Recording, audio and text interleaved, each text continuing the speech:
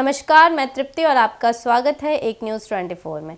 केंद्र सरकार संसद में इमिग्रेशन और फॉरेनर्स बिल 2025 को पेश करने की योजना बना रही है, जो अवैध घुसपैठ को रोकने और घुसपैठियों के लिए सजा के प्रावधानों को लेकर होगा।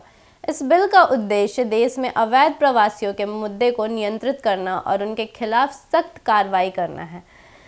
हालांकि इस बिल को लेकर बिहार के पूर्णिया से निर्दलीय सांसद पप्पू यादव ने सवाल उठाए हैं और सरकार से कुछ अहम सवाल किए हैं, जो देश में अवैध प्रवासियों की स्थिति पर गंभीर सवाल खड़े करते हैं।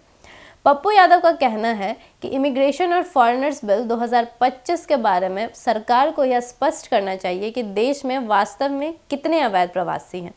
उन्होंने यह सवाल किया है कि पिछले 10-12 साल में क्या सरकार यह आकलन करने में सफल रही है कि देश में कितने अप्रवासी रह रहे हैं और वे किस देश से आए हैं।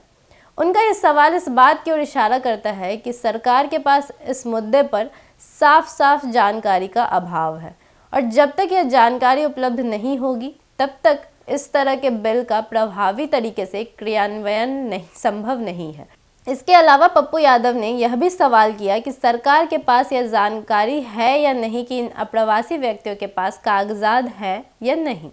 उनका यह प्रश्न महत्वपूर्ण है क्योंकि यदि किसी अप्रवासी के पास वैध दस्तावेज नहीं है तो उसे अवैध प्रवासी माना जाएगा और उस पर कड़ी कार्रवाई की जा सकती है। पप्पू यादव का यह भी मानना है कि इस मामले में सरकार ने कभी पारदर्शिता नहीं दिखाई, इस मुद्दे पर उचित आंकड़े और डेटा उपलब्ध नहीं कराए। पप्पू यादव ने यह भी कहा कि सरकार ने कई बार अमेरिका और अन्य देशों से इमिग्रेशन कानूनों को लागू करने की नकल की है, लेकिन क्या इन देशों की नीतियों का हमारे देश के संदर्भ में लागू होना सही है?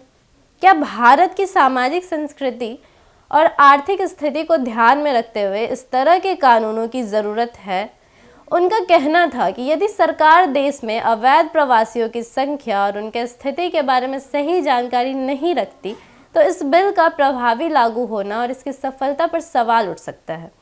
पप्पू यादव का यह बयान इस बात को लेकर सरकार की नीतियों और पारदर्शिता पर गंभीर सवाल उठाता है।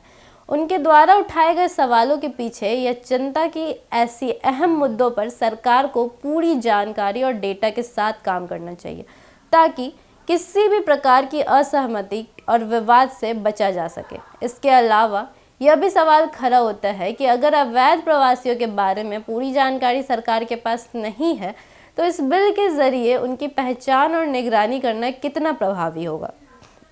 इस मामले पर पप्पू यादव की प्रतिक्रिया यह दर्शाती है कि वह इस बिल को लेकर सरकार के दृष्टिकोण पर गंभीर आलोचना करते हैं और यह चाहते हैं कि सरकार इस मुद्दे पर और अधिक गंभीरता से विचार करे।